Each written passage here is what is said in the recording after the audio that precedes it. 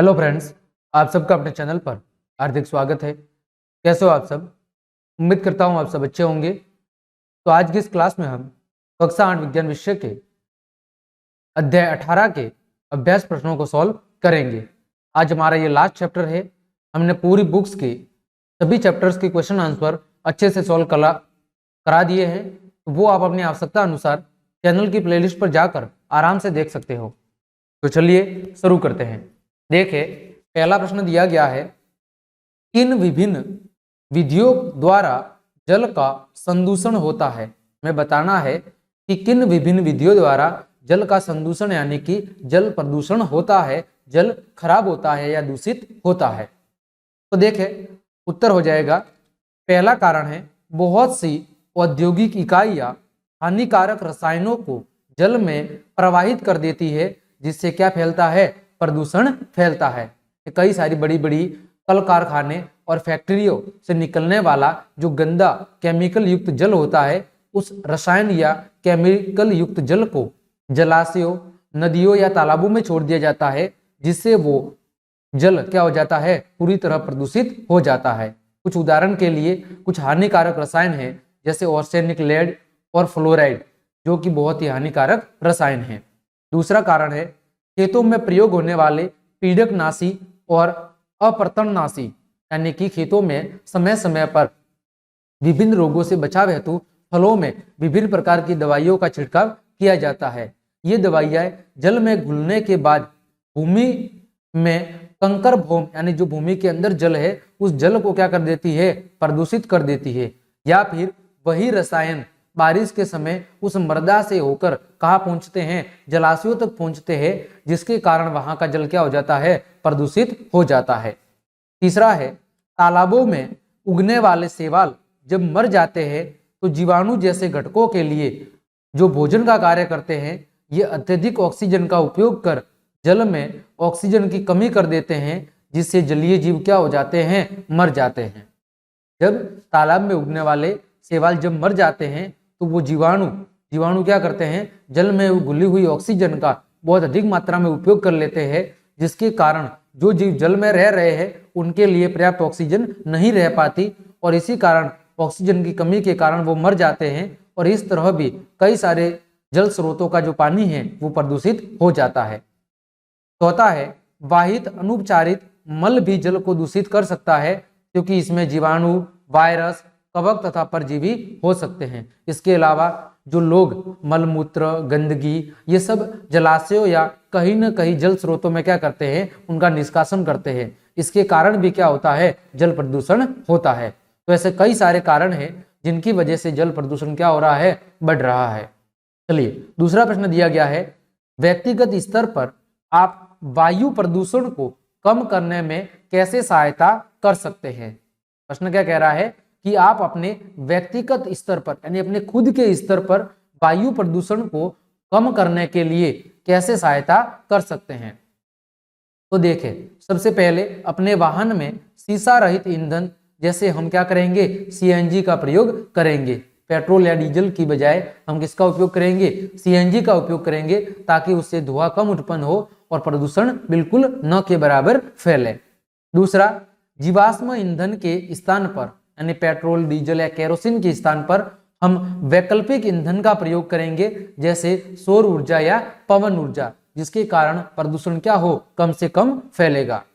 तीसरा, अधिक से अधिक पेड़ पौधे लगाकर हम क्या कर सकते हैं? वायु प्रदूषण को कम करने में अपना योगदान दे सकते हैं। और चौथा, वायु प्रदूषण के प्रति लोगों में जागरूकता उत्पन्न करके हम अपना योगदान दे सकते हैं। तो ये कुछ ऐसे बातें हैं जिन बातों को लागू करके, जिन बातों को हम अपने व्यक्तिगत स्तर पर लागू करके वायु प्रदूषण को कम करने पे अपनी सहायता अदा कर सकते हैं। चलिए, अगला प्रश्न है, स्वच्छ पारदर्शी जल सदैव पीने पे योग्य होता है?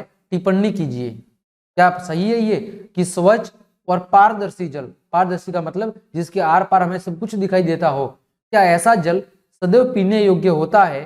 टिप्पणी कीजिए। तो हाँ, ये बिल्कुल सच बात है कि हम सदैव स्वच्छ और पारदर्शी पानी ही पीना चाहिए, परंतु यह नहीं है कि स्वच्छ पारदर्शी जल सदैव पीने योग्य ही होता है। ये बात भी गलत है, कि ऐसा नहीं है कि जो जल बिल्कुल स्वच्छ है और पारदर्शी है वो बिल्कुल स्वच्छ ही हो, वो बिल्कुल पीने योग्य हो सकता है कुछ में कुछ ऐसी अशुद्धियां हो जो हमें आंखों से दिखाई न दे रही हो, क्योंकि उनमें रोगवाहक सूक्ष्म जीव और घुले हुए अपद्रव्य भी हो सकते हैं। यानी उसमें कुछ छोटे छोटे जीव, सूक्ष्म जीव जो हमें आंखों से दिखाई न देते हो, या कुछ उसमें अन्य घुले हुए रसायन भी हो सकते हैं जो हमारे लिए क्या हो, हानिकारक हो, जिसको पीकर हम क्या पड़ सकते हैं, बीमार भी पड़ सकते हैं।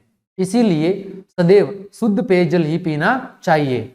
अगर पानी की गुणवत्ता के बारे में हमें सही जानकारी न हो तो उसे उबाल कर या फिर फिल्टर करके ही पीना चाहिए। ठीक है, इन बातों का ध्यान रख के हम अपने आप को गंदे जल से क्या कर सकते हैं, बचा सकते हैं, और हमारे स्वास्थ्य को भी दूषित जल से क्या कर सकते हैं, बचा सकते हैं। चलिए अगला प्रश्न है, आप अपने नगर की या अपने शहर की नगर पालिका के क्या है, सदस्य है। ऐसे उपायों की सूची बनाइए जिससे नगर के सभी निवासियों को स्वच्छ जल की आपूर्ति सुनिश्चित हो सके। प्रश्न क्या कह रहा है, मान लीजिए आप अपने शहर में नगर पालिका के क्या है, सदस्य है, तो कुछ ऐसे उपायों की सूची बनानी है जिससे आपके शहर में रहने वाले सभी लोगों को स्वच्छ जल क्या हो सके, मिल सके। तो देखें इसके लिए हम क्या कर सकते हैं। तो अगर मैं नगर पालिका का सदस्य होता तो मैं स्वच्छ जल की आपूर्ति के लिए जल बोर्ड के साथ समय समय पर क्या करता, बैठक करता। जो जल बोर्ड है, जो पानी के प्रबंधन की व्यवस्था करता है, उसके साथ समय समय पर क्या करता, मैं बैठक करता, मीटिंग करता, और जल के नमूने गैर सरकारी प्रयोगशाला में भी भेज उसकी जांच करवाता। इसके अलावा जो पानी की जांच के नमूने बार बार चेक होने के लिए जाते हैं, वो मैं सरकारी जो प्रयोगशाला है वहां पर तो चेक कराता ही, साथ ही जो प्राइवेट प्रयोगशाला है वहां पर भी मैं चेक कराता, और हर बार कुछ कुछ समय बाद पानी की गुणवत्ता की हम जांच करते कि जो हम पानी उपलब्ध करवा रहे हैं क्या वो पानी सही है अथवा नहीं है। यदि आवश्यक होता तो इस संबंध में पत्र आदि के द्वारा दिल्ली जल बोर्ड को उचित कार्रवाई के लिए भी कहता, और अगर कभी कुछ समस्या होती तो मैं इसके बारे में जो हमारा मुख्य जल बोर्ड नई दिल्ली में स्थित है उससे उन्हें भी क्या कराता था, पत्र लिख के इस समस्या के बारे में अवगत कराता। इसके साथ साथ सभी पाइपों को भी समय समय पर चेक करवाता ताकि कहीं से पेयजल का पाइप खराब हो तो बदला जा सके, ताकि संदूषित पानी घरों तक नहीं पहुंच सके। और इसके अलावा क्षेत्र की पानी की जो टंकियां है उनको भी समय समय पर चेक करवाता, और साथ ही साफ सफाई का क्या करता, बिल्कुल पूरी तरह ध्यान रखता। इस प्रकार मैं कुछ निम्न अपनी तरफ से उपाय करके यह सुनिश्चित करता कि उस शहर में रहने वाले लोगों को स्वच्छ और शुद्ध पेयजल उपलब्ध हो सके। ठीक है, चलिए अगला प्रश्न है, शुद्ध वायु और प्रदूषित वायु में अंतर स्पष्ट कीजिए। हमें शुद्ध वायु और प्रदूषित वायु में क्या करना है, अंतर बताना है। तो सबसे पहले हम बात करते हैं शुद्ध वायु की कि आखिर शुद्ध वायु होती क्या है। तो शुद्ध वायु हमारे स्वास्थ्य के लिए क्या है, बहुत ही महत्वपूर्ण है। शुद्ध वायु हम कहते किसे हैं, तो ऐसी वायु जिसमें कार्बन, ऑक्सीजन आदि गैसें सही मात्रा में क्या हो, उपलब्ध हो, उसे हम क्या कहते हैं, शुद्ध वायु कहते हैं। यदि यह उपलब्ध नहीं हो तो हम श्वसन रोगों से क्या हो जाएंगे, ग्रसित हो जाएंगे, और हम स्वस्थ जीवन जी नहीं पाएंगे। ठीक है, तो इसे कहते हैं शुद्ध वायु। अब हम बात कर रहे हैं प्रदूषित वायु की कि प्रदूषित वायु हम किसे कहेंगे। तो प्रदूषित वायु हमारे स्वास्थ्य के लिए क्या है, हानिकारक है। पूरी दुनिया भर में औद्योगिकरण, तेजी से बढ़ रहे कल कारखाने, फैक्ट्रियां और उद्योगों के विकास के कारण प्रदूषित वायु की मात्रा में लगातार क्या हो रही है, दिन ब दिन वृद्धि हो रही है। और इसी प्रदूषित वायु के कारण या वायु प्रदूषण के कारण विश्व उष्णन यानी ग्लोबल वार्मिंग यानी पृथ्वी का तापमान बढ़ रहा है। साथ ही अम्ल वर्षा आदि इसी के क्या है, प्रमाण है। इसे रोकने के लिए हमें अधिक से अधिक क्या करना होगा, पेड़ पौधे लगाने होंगे। साथ ही हमें प्रदूषण रहित ईंधन और सौर ऊर्जा का ज्यादा से ज्यादा प्रयोग करना चाहिए ताकि कम से कम वायु प्रदूषण हो। ठीक है, चलिए अगला प्रश्न दिया है, उन अवस्थाओं की व्याख्या कीजिए जिनसे क्या होती है, अम्ल वर्षा होती है। यानी अम्ल वर्षा किन वजह से होती है उन कारणों की चर्चा करनी है, और अम्ल वर्षा हमें कैसे प्रभावित करती है इसका भी वर्णन करना है। पहले बताना है कि अम्ल वर्षा क्यों होती है, और दूसरा बताना है कि अम्ल वर्षा के हानिकारक प्रभाव क्या है।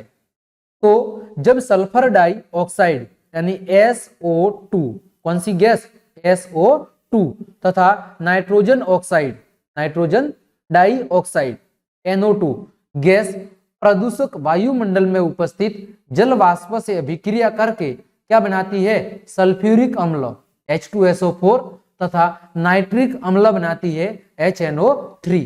मतलब क्या हुआ कि वायुमंडल में मौजूद सल्फर डाइऑक्साइड और नाइट्रोजन डाइऑक्साइड ये दोनों गैसें वायुमंडल में मौजूद जल वाष्प के साथ मिलकर, किसके साथ, जल वाष्प के साथ मिलकर, जल वाष्प का मतलब है वायुमंडल में जो जल की छोटी छोटी बूंदें मौजूद है उसे ही जल वाष्प कहते हैं। तो उस जल वाष्प के साथ मिलकर क्या बनाते हैं सल्फ्यूरिक अम्ल H2SO4 और नाइट्रिक अम्ल HNO3। ठीक है, और यही वर्षा को क्या बना देते हैं, अम्लीय वर्षा बना के पृथ्वी पर क्या हो जाते हैं, बरस जाते हैं। यानी यही अम्ल वर्षा जल के साथ कहां पर पहुंचते हैं, पृथ्वी पर पहुंचते हैं, और इसे ही हम अम्ल वर्षा कहते हैं। अम्ल वर्षा मानव के साथ साथ पौधों और जंतुओं के लिए भी क्या है, बहुत ही हानिकारक है। आपने भी कई बार देखा होगा कि जब हमारे आसपास में कहीं पर अम्ल वर्षा होती है तो पेड़ पौधे बिल्कुल ऊपर से सूख जाते हैं और फसलें भी ऊपर से बिल्कुल सूख जाती है या बिल्कुल जली हुई हो जाती है। तो ये अम्ल वर्षा का ही परिणाम है। यह जहां पर हो वहां के पेड़ पौधों को बिल्कुल क्या कर देती है, सड़ा देती है, पत्थर तक को भी पीला कर देती है, कई तरह की बीमारियां पैदा कर सकती है, और साथ ही मिट्टी की जो उर्वरता है उस उर्वरता को भी काफी हद तक क्या करती है, प्रभावित करती है। मतलब कुल मिला के अम्ल वर्षा हमारे लिए और साथ ही पेड़ पौधों और जीव जंतुओं के लिए भी क्या है, बहुत ही हानिकारक होती है। ठीक है, अगला प्रश्न है, निम्नलिखित में से कौन सी पौधा घर गैस नहीं है। इसमें से कौन सी गैस पौधा घर गैस नहीं है, तो वो है नाइट्रोजन। अगला है, पौधा घर प्रभाव का अपने शब्दों में वर्णन कीजिए। कौन सा, पौधा घर प्रभाव का अपने शब्दों में क्या करना है, वर्णन करना है। देखिए, सूर्य की किरणें वायुमंडल से गुजरने के पश्चात पृथ्वी की सतह को क्या करती है, गर्म करती है। जब सूर्य की किरणें वायुमंडल से होकर हमारी पृथ्वी पर पहुंचती है तो पृथ्वी की सतह को क्या करती है, गर्म करती है। तो इस वायुमंडल से होकर जो सूर्य का प्रकाश आता है इसका कुछ भाग पृथ्वी के द्वारा क्या कर लिया जाता है, अवशोषित कर लिया जाता है, और कुछ भाग क्या हो जाता है, पुनः परावर्तित हो जाता है। पुनः क्या हो जाता है, परावर्तित हो जाता है। परावर्तित किरणों का कुछ भाग वायुमंडल में रुककर पृथ्वी को क्या करता है, गर्म करता है। देखो ऐसा है, जैसे ये हमारी पृथ्वी है, यहां पर सूर्य से क्या आ रहा है, प्रकाश आ रहा है। तो जो सूर्य से ये प्रकाश आ रहा है इसमें से कुछ प्रकाश को पृथ्वी के द्वारा क्या कर लिया जाता है, अवशोषित कर लिया जाता है, और कुछ प्रकाश क्या होता है, पुनः वायुमंडल की ओर क्या होता है, परावर्तित होता है। तो ये परावर्तित किरणें वायुमंडल में क्या हो जाती है, प्रदूषण के कारण क्या हो जाती है, रुक जाती है, जिसके कारण पृथ्वी के आसपास का जो वायुमंडल है वो क्या हो जाता है, गर्म हो जाता है, और इसे ही पौधा घर प्रभाव या ग्रीन हाउस प्रभाव कहते हैं। इसके बिना पृथ्वी पर जीवन संभव नहीं है, के बिना पृथ्वी पर जीवन संभव नहीं है। लेकिन यह प्रक्रम अब जीवन के लिए क्या बन गया है, खतरा बन गया है। लेकिन क्या बोल रहा है कि इसके बिना जीवन संभव नहीं है, मतलब ये हमारे लिए जरूरी तो है, लेकिन आज ये हमारे लिए क्या बन रहा है, खतरा बन रहा है। कारण क्या है कि वायुमंडल में जो कार्बन डाइऑक्साइड है उसकी मात्रा हद से ज्यादा बढ़ गई है, जिसके कारण होता क्या है कि यहां से पूर्ण परावर्तन, यानी जो पहले सूर्य की किरणों का परावर्तन होता था वो अब इतना नहीं हो पा रहा है।